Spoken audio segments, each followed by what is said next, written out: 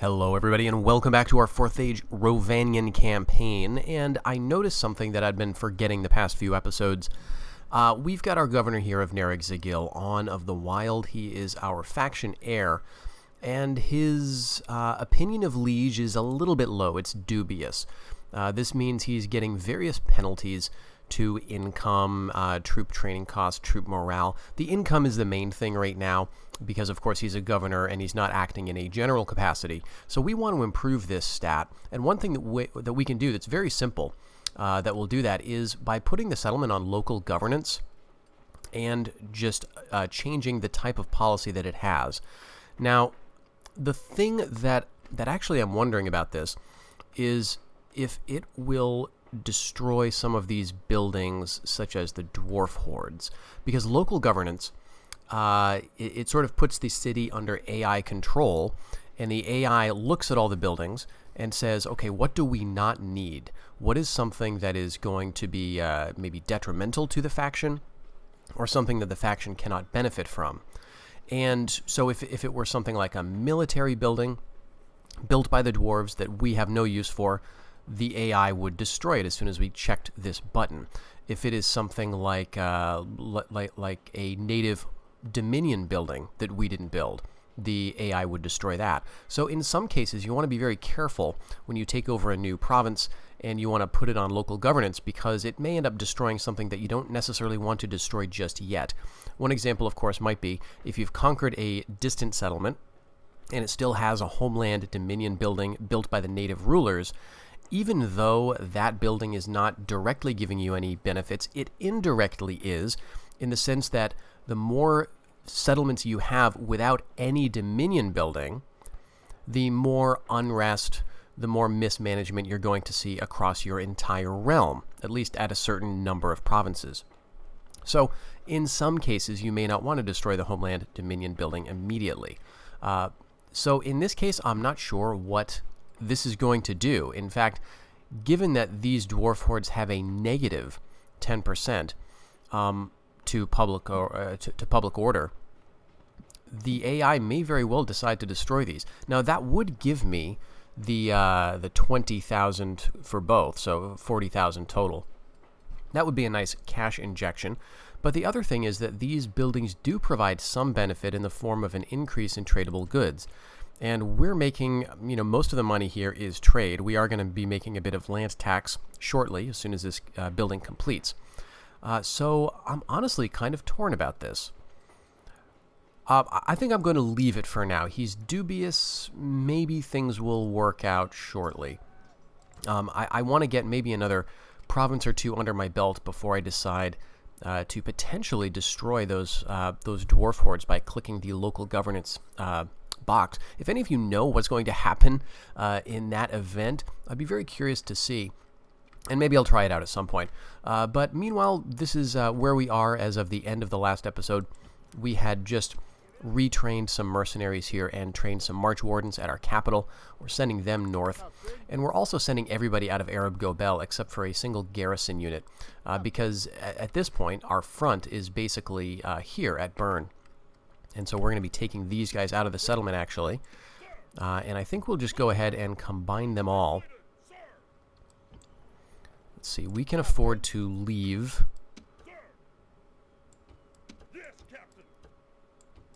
Or we can send you back, actually. And we will have to combine and do some retraining with some of these units.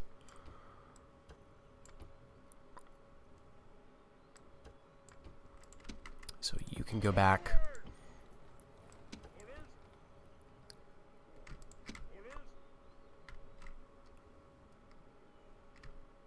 Captain. And I guess all of you guys can go back as well. And what I want to leave in here is basically the units that I'm going to keep. So it's possibly going to be these 100 Rhovanion spearmen.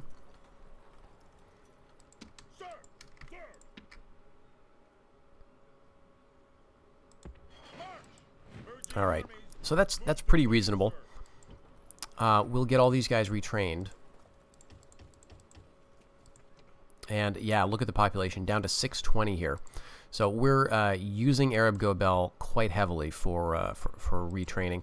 So maybe to that end, I will go ahead and build a trader. That is, going to give us a little bit of trade income, but it's mostly going to be giving us population growth. Just another, 0.5%, but it is going to help. And we've got our army here. Now our army, as you can see, is at this point largely infantry. We do have about half of it is cav, but we've got a bit more infantry than I would like. That is going to change as we get these units retrained, though. So let's go ahead and, I think, end the turn, and we'll see what Dale does.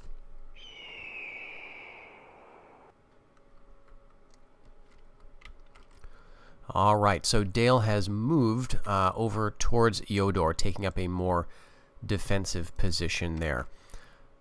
That gives me a little bit of time to get my cavalry in order, and we're going to have one big climactic battle here fairly soon, I would say.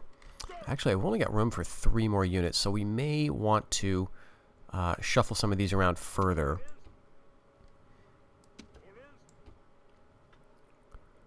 These 47 Rhovanion axemen aren't going to do me that much good. We'll bring those down. Captain.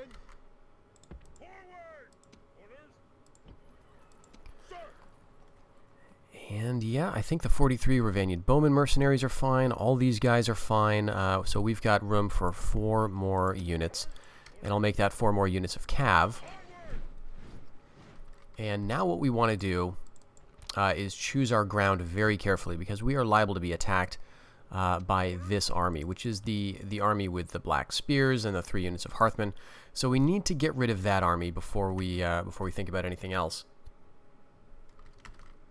The terrain here is not looking too great. Maybe here might give me some kind of hill, but it might be the wrong, the wrong side of it. But I guess we'll see. Oh, and I noticed just now that we have now Dale Longbowmen mercenaries. Well, that's all right. We can get them later. Let's see. Oh, great. So we completed our Outland Dominion, so we're still making, decent cash. It's not groundbreaking or anything. I think that gave us an extra 500 or so. And so now we have stopped the population loss, which is great. So this is now 0%. We've got 9 people free, so I could train 9 emissaries here if I wanted to.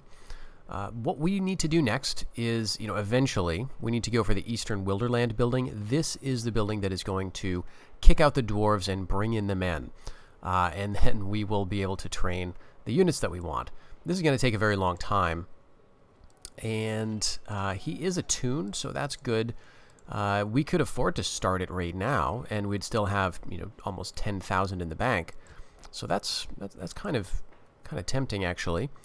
The other thing we could do is buy ourselves a little bit of discount by going into some construction charters here, because I think this has stone. And so this, if we go down this industry building chain, we could build some, I think it's stonemason workshops or stone quarries or something like that, which will decrease the construction costs. So that could be nice. Nothing we can do right now is going to speed up the time of construction. I think only the dwarves themselves get an industry building that can make construction go faster. Maybe I'm wrong about that. But in any case, I'm quite sure that is iron, not stone. The other thing we could do here, the thing that is more tempting to me actually, is to go the precious materials charter, because that's going to allow us to upgrade the gold that we have here and get us a lot more trade income, which is kind of the whole purpose of getting this settlement. So I'm thinking we might just bite the bullet and go for Eastern Wilderland. Let's see if he's gotten any less dubious. No, he's still dubious. I think, it would be a pretty long road for him to get some construction bonuses, because I think you need to get pretty high in the governance trait. What is he now? He's an adept governor. That's not getting him any bonuses, and indeed he's actually getting some debuffs to construction costs because he is so lavish. That's probably just going to get worse as he sits in this very rich settlement. So I guess we may as well go ahead. 21 turns, and then we can start. start building towards managed troops. Although, now that I'm seeing it, maybe what we ought to do is start getting any level of growth rate now. And I think it'll be, yeah, the Manish. No, that's not going to do it. We've already got the trader that's giving us 1%, so we need to get another level of growth. What can we build that's going to get us growth? And so here's the reasoning behind this. If we go ahead and wait 21 seasons to build Eastern Wilderland, and then build up the military buildings, and then we have just 409 people in the settlement, that's not enough to train a single unit of anything, not even close. And so we would then have to wait anyway. So I'm thinking, well, since we're going to be doing nothing in this province for at least 21 turns, and then more than that as we build the military infrastructure, we may as well get some growth going so that we can get like 0.5% growth while we wait like 20 or 30 turns before we can actually train something. So if that makes sense, we're going to be having a lot of downtime waiting for this to build. We can at least be growing the pop while we're waiting for that. So looking at the building browser, what do we have available? Well, this is giving us 0.5. Oh, that's right. This is for managed population, which we don't have here. Okay, so we might just have to go ahead.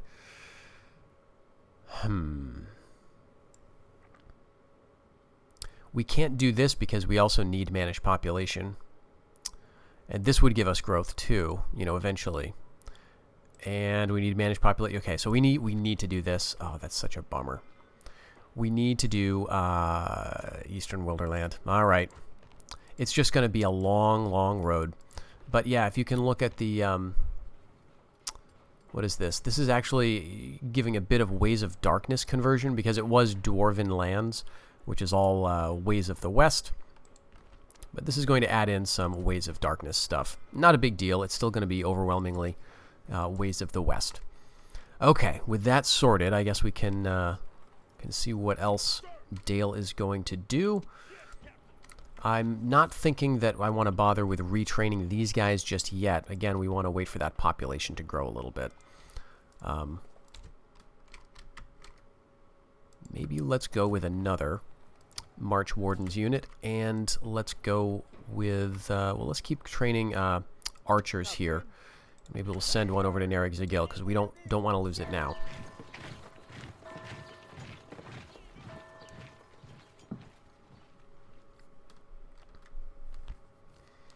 All right.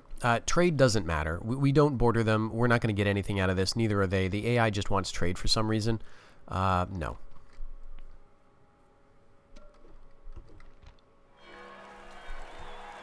Okay. Now in here we've got our general. We've got a unit of foresters and a unit of hunters. So some archers. All right. This is still rebel, which is good. And so is this. So I'm not expecting a sneak attack, but I guess that's the point of sneak attacks. You don't expect them. So I should not get too carried away with my war in Dale. Okay, now in terms of these units, oh, they're going. Why are you going over there? I mean, I'm not complaining.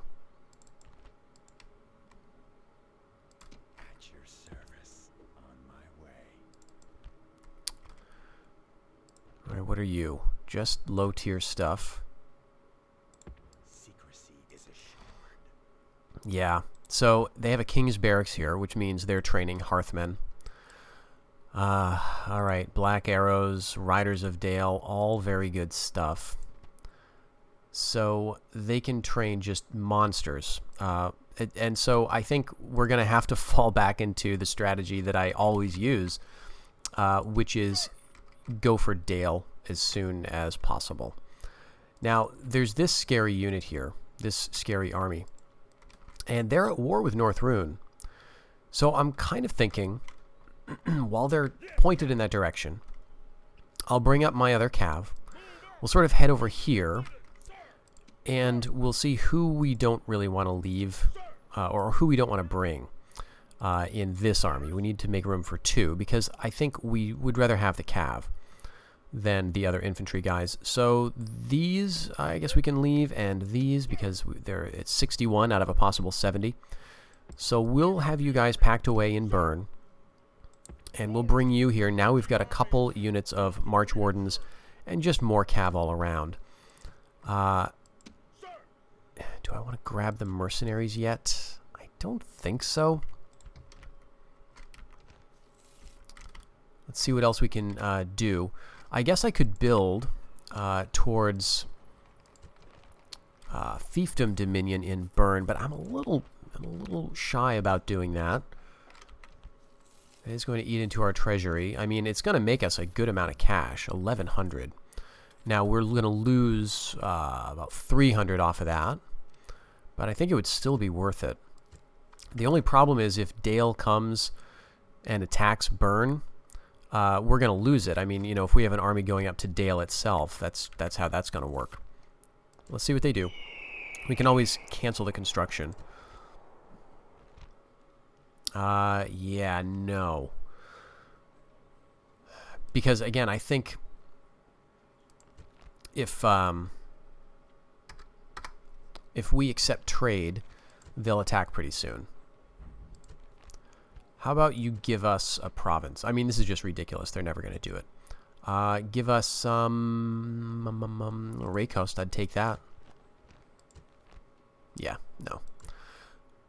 Okay, so we're keeping them guessing, right? We're playing hard to get.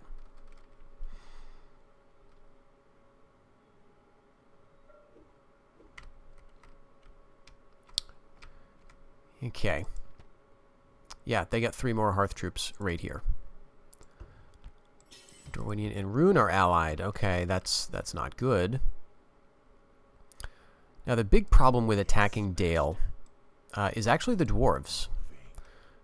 Because, see these guys right here? Now, this is not as bad as it could be, but they've got a bunch of other guys. Certainly more than enough to make my life miserable. The problem is, typically what you do is you put an army right here on the ford, and you put Dale under siege. And then the next turn, you get counterattacked. A lot of times you're counterattacked by Dale, but sometimes, not infrequently, you're counterattacked by the dwarves because they are Dale's ally. And even though the dwarves are fairly passive, this is a perfect situation for them to act in defense of their ally. And so it's kind of neat, actually, that the AI will do this, but it's also very difficult because now you're fighting a combined, very strong Dale army usually, and a very strong Dwarven army. And our armies are not very strong, so that's the problem with that. The longer we wait, the more the dwarves are going to build up in Erebor, the more Dale is going to build up in Dale. And so, we have to kind of go. But it's not good. Now, there is an opportunity here. Without delay, at once, Your Honor. There's that big stack. They're going right towards Gargal. Captain. But we've got an army standing right outside. Now, it's not a very big army. It's not a very good army.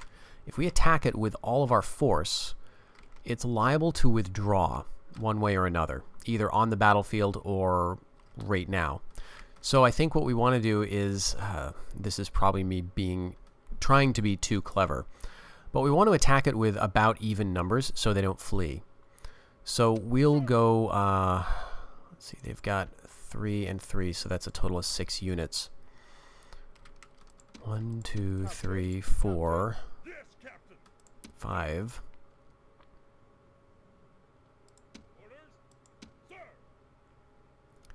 Let's do 7. Go right here and see what they are. And we can change this at this point. I think this should work. They're going to stick around. Okay. And yeah, this is just, we can easily deal with that. What do they got here? Oh, they're air. Well, that'd be nice to take care of. And I think we can. Alright, fingers crossed. Because if we win this battle and defeat, both of these armies here, we can just walk into the city, which is one of my favorite things to do. Because I don't know about you, but I hate sieges sometimes. Man, fighting assaults, siege assaults, it's just... I've done it so much in my life. I mean, I've been playing Rome Total War since release. So, not continuously, of course, but I've fought a lot of sieges, and it's not my favorite thing. So, anything I can do... that will decrease the number of sieges I have to fight is a good thing. Alright, so we'll have to... The enemy have brought up more men. Alright, so they're coming from there. That's the garrison. And so what I want to see is the garrison come on fairly strong. So they're like way over there. I don't see them yet. Okay, it looks like... Yeah, all 3 units are coming.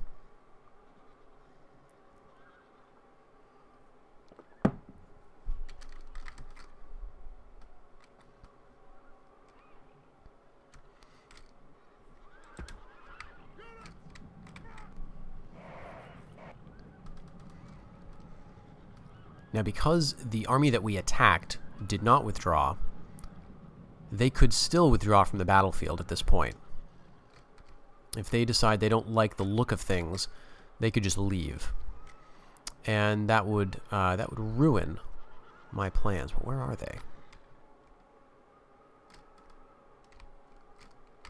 They're like, oh, they're like over there. Okay.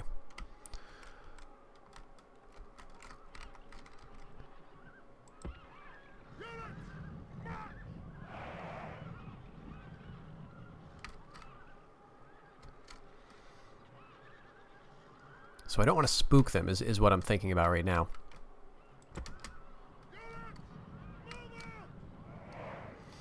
And make it look like they could sandwich me between them. I don't know if this matters, like how much the AI is reading into my battlefield maneuvering.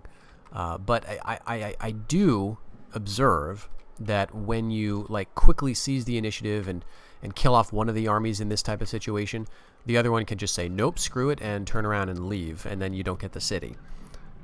So, I want to have them both kind of close to each other, and kind of close to me. Okay, and here we've got the archers coming.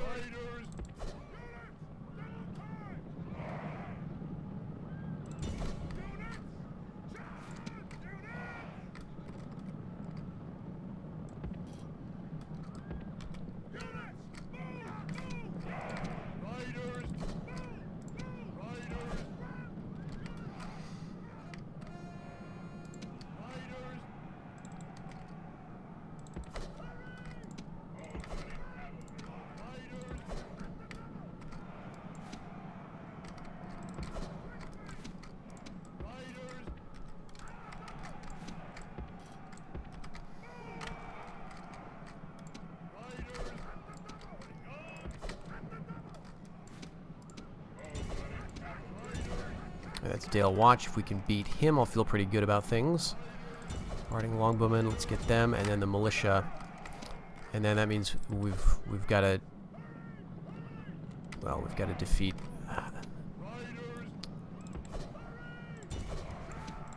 all of these guys. Hope that goes well. Alright, let's pull out of here. That's militia. How are we doing? Are they withdrawing? Alright, so that's good. Ah, damn it.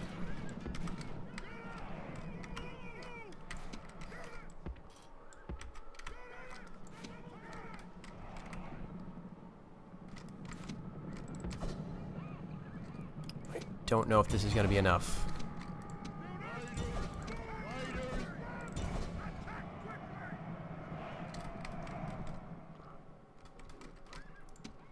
Okay, and I'm not paying attention. There goes that general. And we've caught him down here. The enemy general flees. Alright, alright, alright. Let's get out of there.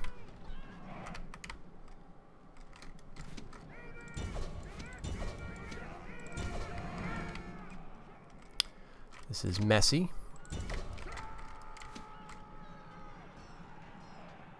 Losing heavily. Alright, those guys are routing. Keep chasing them. And they're wavering. They're winning slightly. And, wow. General here is losing quite a bit. Alright, so we've actually killed that cav unit. Gotta break these stupid militia. Right, they're just winning now. That's because we've got almost nobody here. Alright, so... okay. Okay. Alright, I think we got this. Yeah, 92% enemies killed. What's this? The remnant of the Dragon Slayers. We don't need to kill them. Wow, that was extremely close. Well done. Well done. Well, I don't know about well done, but it was sufficiently done. How about that? Right, again, we don't need to kill this guy, but I'm gonna do it anyway. All right, that should be it. Heroic victory. Yeah, we lost a lot, but I think we needed it to do that way, just so that we could get the city, so they wouldn't flee. I forgot to look at how badly beaten our March Wardens were. I know we lost a lot of those light cav. And yeah, here we've got the city. We've got Yodor. And we can now move some of our other troops towards it. So let's see. Spears, I guess? I mean, these guys are fairly close, but let's bring the spears, like, over here, and then next turn they can get in. Okay, and we may as well send everybody in here to take the city. And we could expel the populace here. That would split 917 people between the Dwarven lands and Rhovanost. So I'm kind of thinking, yeah, let's do that. We don't need the population up here in the north so much. That brought us to a very nice 867. Holy. Wow. How does that even work? Oh yeah, no, because we started at like 400 something. So we have 2 governed settlements. Awesome. So we can lower the taxes here, and this will help public order because we've got a lower population. This we probably should have done the same. But yeah, we got to think in terms of population now, because again, we want to build this up. So now that's actually great. That solves a little problem I was worried about at the beginning of the episode.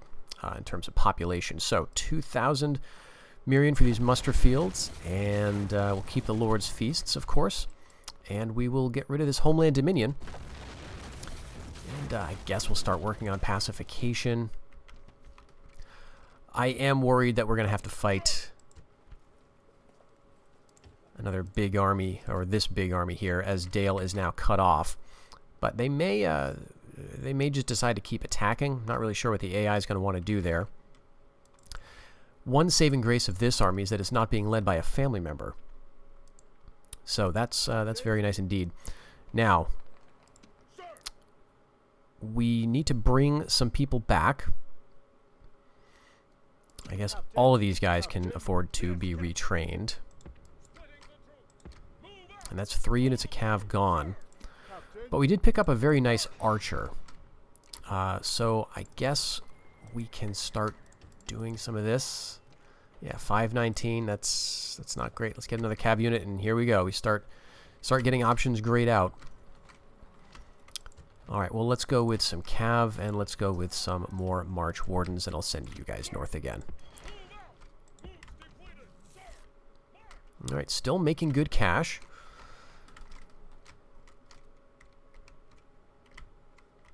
All right.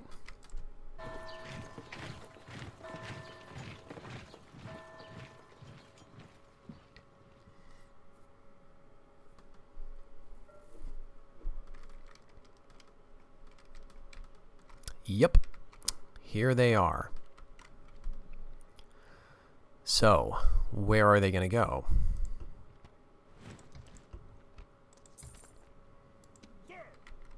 Well, let's get you here first. And let's get all you guys out. And maybe we can set up like here. This might be a good position.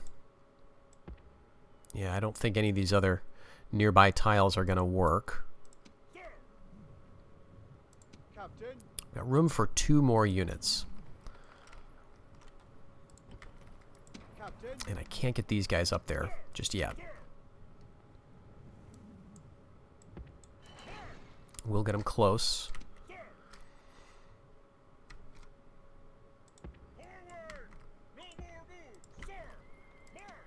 Captain. So maybe instead of retraining these units, we'll just keep them. Captain. You and you. And you can go back to be retrained, but since you're a cav unit and can move faster, let's send you back to Rhovanion. It's going to take a few more turns. And let's send you up. And let's send you up as well. I have the feeling we're going to need all of you guys. Uh-oh. We have a neighbor. Rohan has moved into the Brownlands. You don't often see that. And Rune has gone into southern Rhovanion. No more rebels. Well, okay, that's not entirely true. We do have this province right here, the East Bight. If I move my emissary down to it. Thrimfeld. So this is a rebel settlement. Let's get eyes on mid-deeping. But this does border the Brownlands, and so Rohan could, rather than attack me, decide to just head up there and take that. So that could happen, and then we'd still probably be in trouble. Well, Rohan is actually at war with quite a few other factions. They're at war with Harad, they're at war with Dunland still, and they are at war with the Dunabar, and they do share a border with the Dunabar. So their next move might be to take some of these settlements to their south, maybe push into Mordor. That could be what the Reunited Kingdom is doing. It's hard for me to tell. I maybe should get an emissary down there to see what's going on. Rune, though, although they are at war with Dale and they are at war with the dwarves like me, they don't really have a lot of actual wars going on because they don't share a border with those factions. So they don't need to take any of my territory. I think they need to take Dorwinian's capital. I think that's one of their victory conditions. The other may be Dale itself, but they're not going to go for that just yet. So they may just attack me. They may have some rebel settlements around Mordor, potentially still. But if they're not at war with, Khand, if they're not at war with the Dunabar, chances are better that they're going to fight with me. So this is now looking increasingly alarming. And we need to start thinking about what happens next. We've got a couple of settlements off of Dale, but this is not enough. These 2 settlements don't really matter. What matters is Dale, because as we've seen, this has the production infrastructure already in place for them to churn out armies that can wreck us completely. So we need to take care of that city. Once we do, we're going to be all set. At least in terms of our north. We'll have to fight some defensive battles. It'll be a little while of cleaning up, but we're going to be in a much better position when we take Dale, because once we do, then we can go down and take Esgaroth. We can take Hjorth. They're all fairly close together, and we're going to be making a bunch of money once we do that. If we get attacked before that happens, we're kind of screwed. So we may need to do something drastic, and I'm not quite sure what that is. Maybe an impromptu migration is in order, or we just try to pull up stakes and send a bunch of units someplace else that is a relatively soft target to try to set up anew. I'm not really sure, but let's see if Dale is going to attack us this turn. Yep. Okay. Okay, there they are. And look at that balance of power bar. Not very encouraging. The army they have has 2 Black Spears. That's not too bad. And they have 2 Hearthmen, so I guess they must have lost one or moved one out. Okay, so this is slightly better than I was thinking, actually. And they don't have a lot of archers. They've, in fact, only got 1 archer. And it's the relatively poor Woodmen Bows unit. So this is actually better than I thought. They do have some calves, so this is going to be a little annoying for us to deal with. These Woodmen riders, they've got 2 of those. And they've got 1 unit of Riders of Dale. But we can swarm those guys, and then we should have plenty left over to deal with the infantry and kill this guy. This low-tier stuff is going to rout pretty fast. Okay, I think we can do this. But we will leave this for the next episode, folks. This is going to be a very big battle indeed, because our performance here is going to dictate how strong we feel about marching off into the northwest, dealing with Dale. Of course, we'll still have to clean up this army, but if we do really well in this battle, we may be in a pretty good position. If not, things are going to be rather more grim. Thank you for watching, and I'll see you in the next one. Until then, take care.